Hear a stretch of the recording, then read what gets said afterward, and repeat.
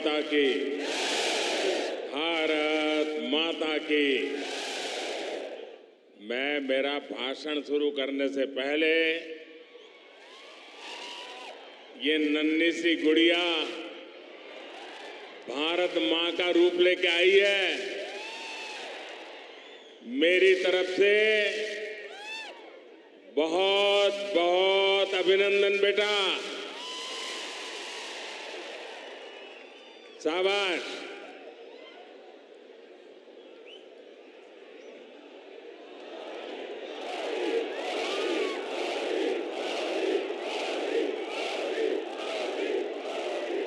నా కుటుంబ సభ్యులారా, आज मुझे तेलंगाना के लोगों को 8,000 करोड़ रुपए से अधिक की परियोजनाओं का उपहार देने का सौभाग्य मिला है।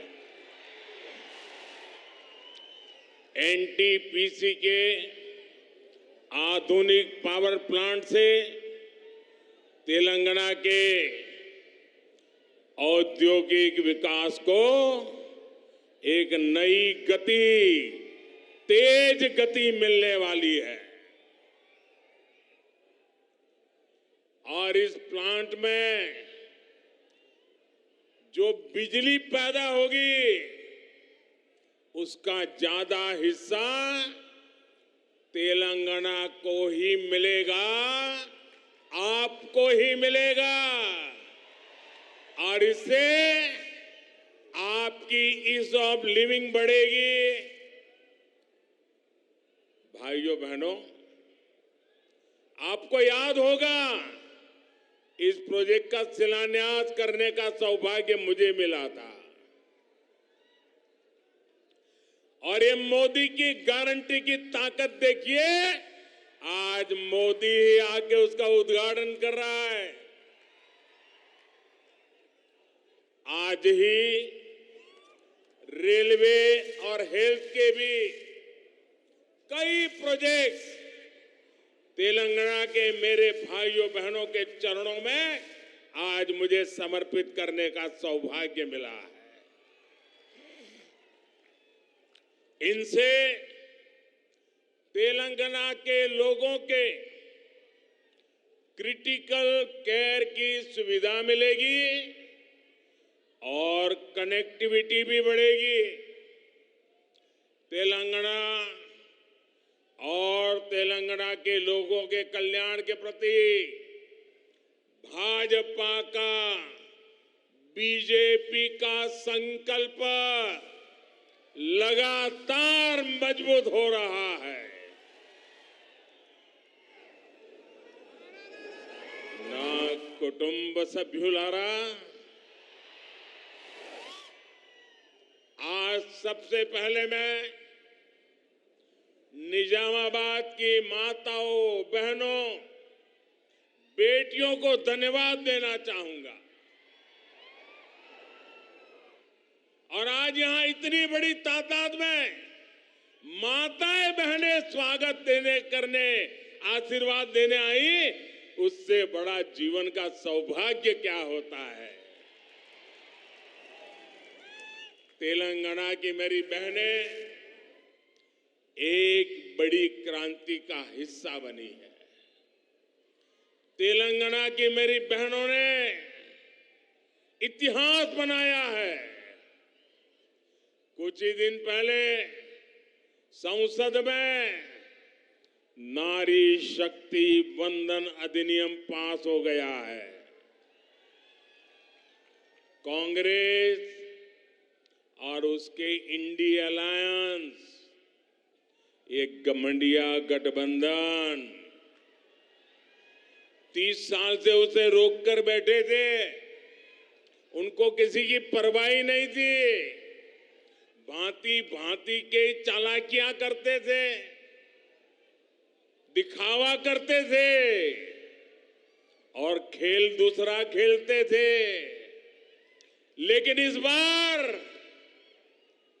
ये मेरे देश की माताओं बहनों की ताकत देखिए, नारी शक्ति की संगठित ताकत देखिए कि सारे घमंडिया लोगों को ये संसद के अंदर नारी शक्ति वंदन अधिनियम को मजबूरी से समर्थन करना पड़ा है। ये इसलिए हो पाया क्योंकि तेलंगाना की महिलाओं ने, मेरे देश की माताओं बहनों ने साथ मिलकर वोट की शक्ति से, अपने एक एक वोट से माताओं ने उसके इस बेटे को मजबूत बनाया है। बहनों ने उनके इस भाई को मजबूत बनाया है और माताएं बहनें आपने मजबूती दी है, इसलिए मजबूती से ये आपका बेटा काम कर पा रहा है।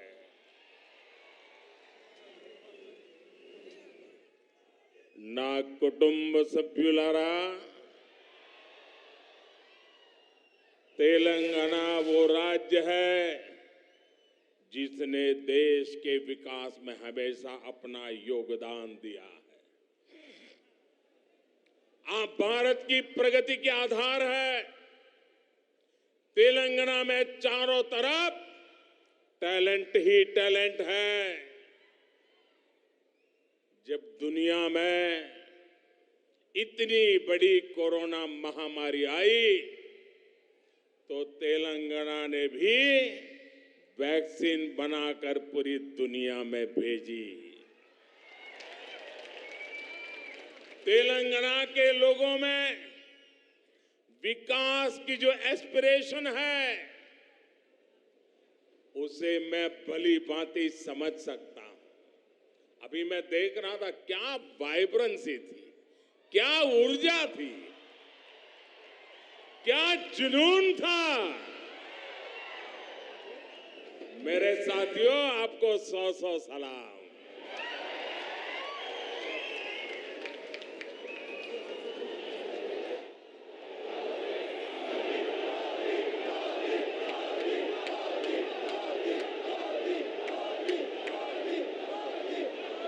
केंद्र सरकार में रहते हुए हम तेलंगाना के लिए जितना कर सकते हैं वो हम लगातार कर रहे हैं। आपको याद होगा ना,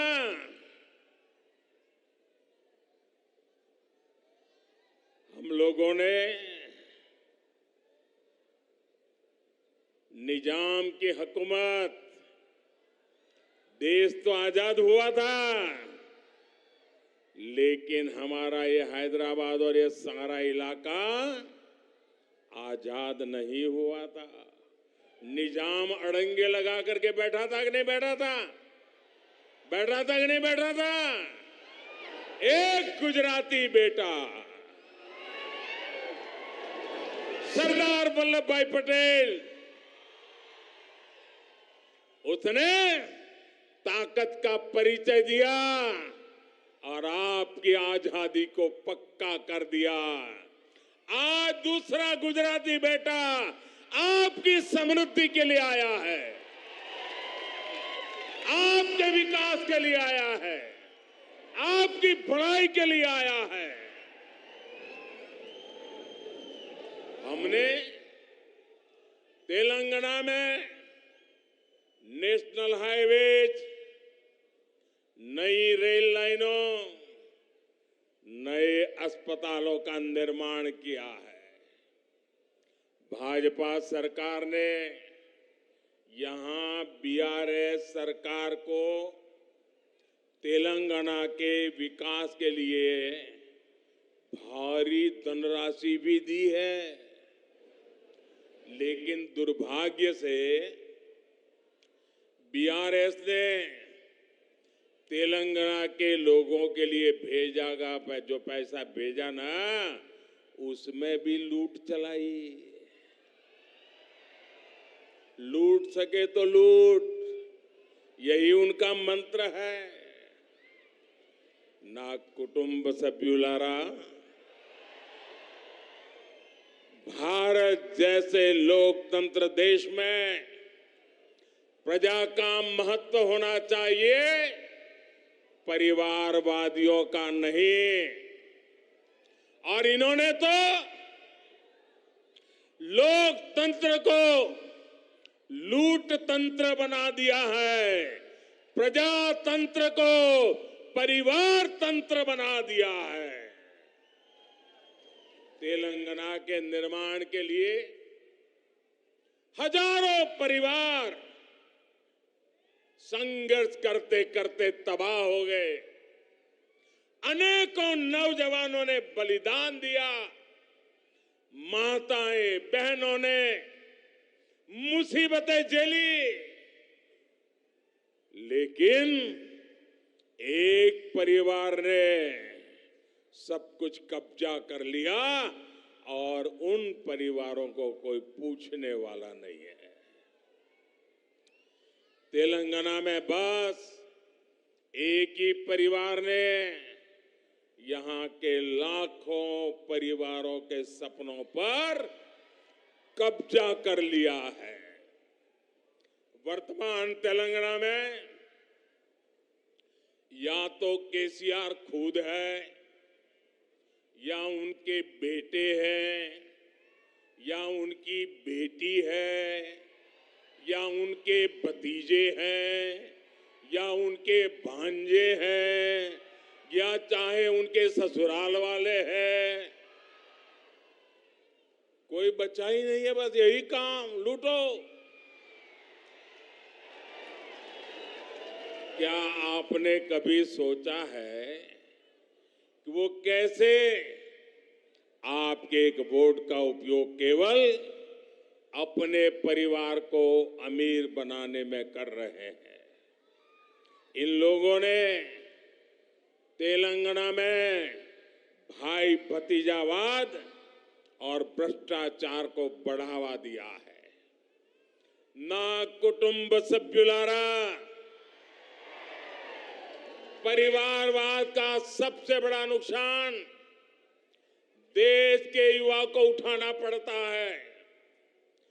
जब पूरा सिस्टम एक परिवार की सेवा में लगा रहता है, तब वो परिवार सिस्टम में टॉप से लेकर बॉटम तक उन्हीं लोगों की भर्ती करता है जो उनके करीबी हो।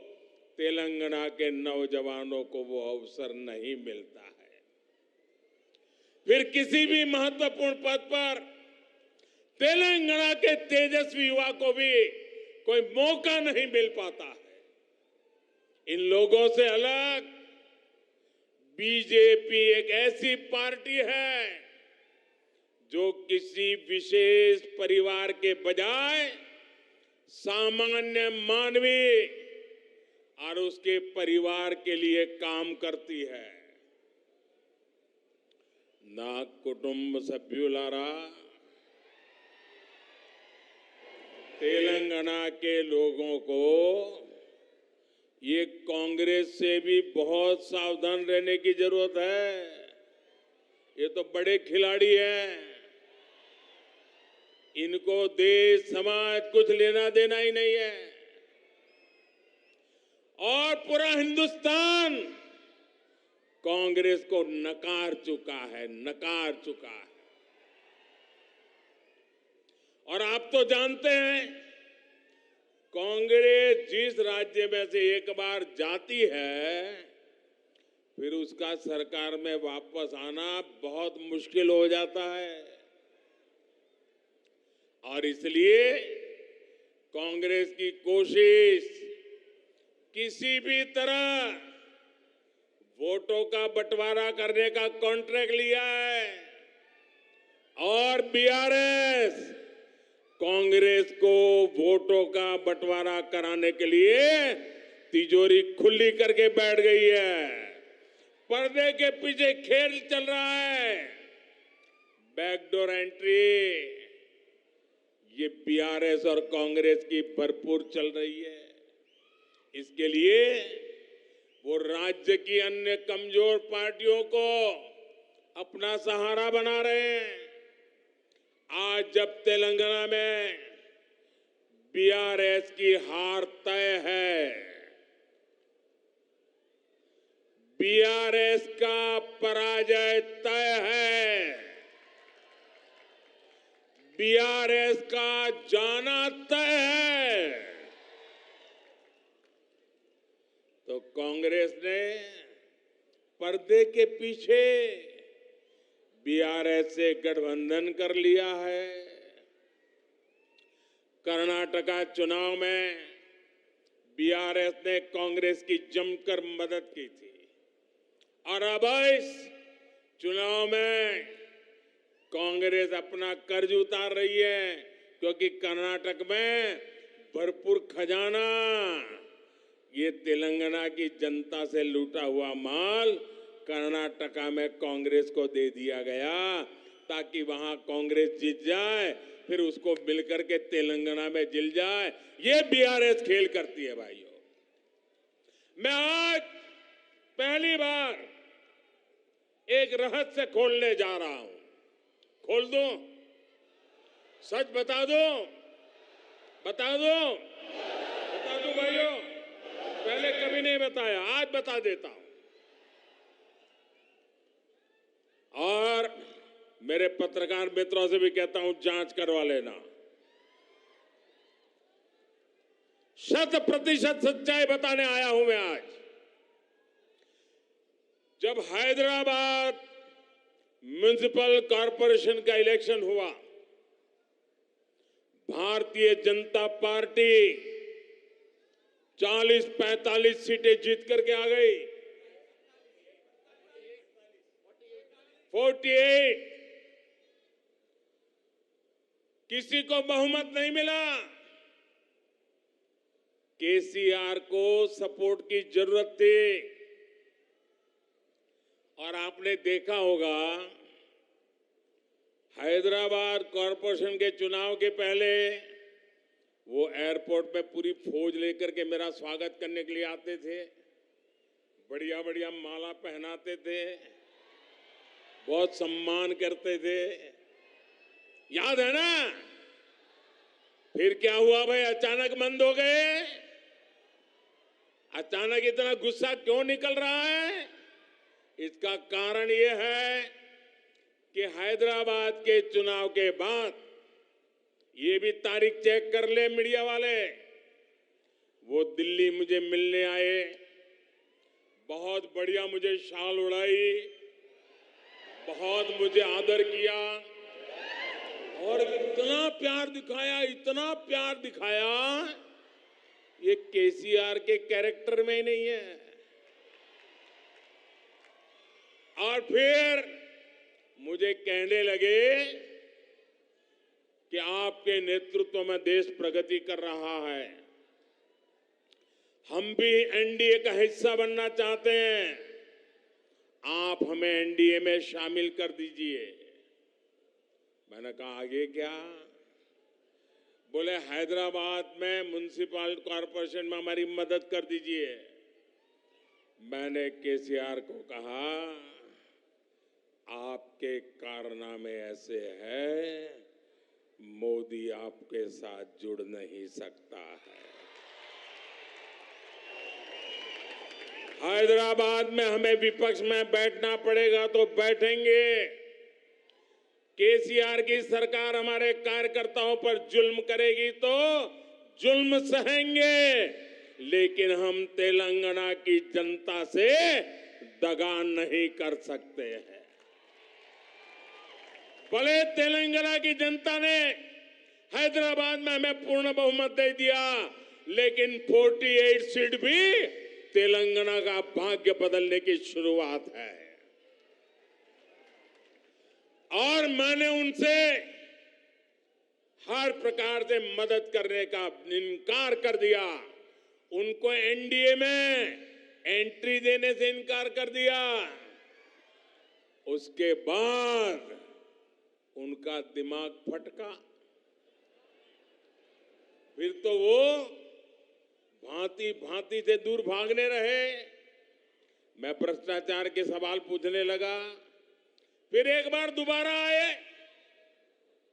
वो मुझे कह रहे हैं कि मोदी जी मैंने बहुत काम कर लिया, अब मैं सारा कारोबार केटीआर को दे देना चाहता हूं। मैं एक बार केटीआर को भेजूंगा, आप जरा उसको आशीर्वाद दे देना। ये उन्होंने मुझे कहा। मैंने कहा केसीआर, ये लोकतंत्र है, तुम कौन होते हो बेटे को राजगादी दे? तुम राजा महाराजा हो क्या? क्या तुम राजा महाराजा हो क्या? अरे तेलंगाना की जनता तय करेगी किसको बिठाना है, किसको नहीं बिठाना है।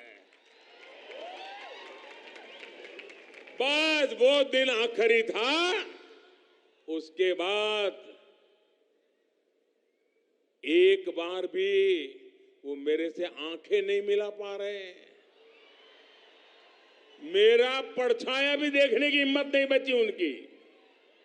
आप देखा, अभी मैं सरकारी कार्यक्रम करके आया, कोई भ्रष्टाचारी मेरे बगल में बैठ करके मेरा ताप सहन नहीं कर सकता है, इसलिए भाग रहे हैं। मेरे परिवारजनों, कांग्रेस ने अब एक नई बात शुरू की है। ये तो मैंने केसीआर का पुराण बताया। अब कांग्रेस ने सत्ता भूख के लिए, सत्ता हथियाने के लिए एक नई भाषा बोलना शुरू किया है, नई बातें बोलना शुरू किया है। आजकल क्या कह रहे हैं? जितनी आबादी उतना हक। मैं जरा पूछना चाहता हूं कि जिन्होंने इनको वाक्य लिख करके दिया है, उसने सोचा है क्या? जब तुम कह रहे हो तो कांग्रेस की मूलभूत नीतियों पर ही सवाल खड़ा कर रहे हो। जब आप कहते हो जितनी आबादी उतना हक, इसका मतलब ये हुआ कि अब कांग्रेस घोषणा करे, क्या आप अल्पसंख्यकों के विरोधी है क्या? कांग्रेस स्पष्ट करे, आप दक्षिण भारत के विरोधी है क्या? मैं सिद्ध करता हूं, उनकी ये नई सोच दक्षिण भारत के साथ घोर अन्याय करने वाली सोच है। ये नई सोच माइनॉरिटी के पीठ में भी छुरा भोंकने वाली सोच है। आजकल देश में अगले डिलिमिटेशन की चर्चा हो रही है। आपको मालूम है ना, 25 साल के बाद पार्लियामेंट की सीटें कितनी होगी, कौन सी क्या होगी, इसका निर्णय जुडिशरी करती है। और उसके कारण जहां जनसंख्या कम है उसकी सीटें कम हो जाती है, जहां जनसंख्या ज्यादा है उनकी सीटें बढ़ जाती है। अब हमारे दक्षिण भारत के सभी राज्यों ने जनसंख्या वृद्धि को रोकने में बहुत बड़ी देश की मदद की है।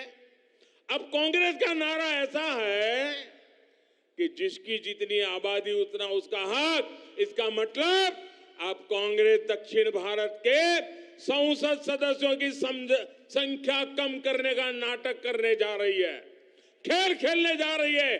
क्या दक्षिण भारत इसको स्वीकार करेगा? क्या दक्षिण भारत कांग्रेस की चाल को स्वीकार करेगा? क्या दक्षिण भारत कांग्रेस को माफ करेगा?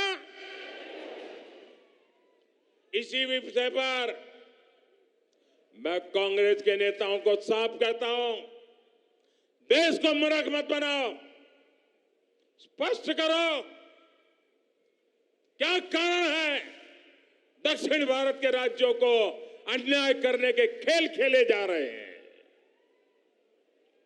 और इंडी गठबंधन के दूसरे दलों से भी मैं कहूंगा, हिम्मत है तो जरा कांग्रेस से पूछिए कि वो किस रास्ते पर जा रही है। मैं दूसरा सवाल पूछता हूं, जो कहते हैं जितनी आबादी उतना हक, मैं कांग्रेस को सवाल पूछता हूं, साउथ के अंदर खास करके तमिलनाडु में मंदिरों पर सरकार का हक है। सरकार ने कब्जा कर लिया है। मंदिरों की संपत्ति को सरकारी मिलीभगत में हड़प किया जा रहा है। मंदिरों को तो लूटा जा रहा है, मंदिरों को तो कब्जा किया गया है।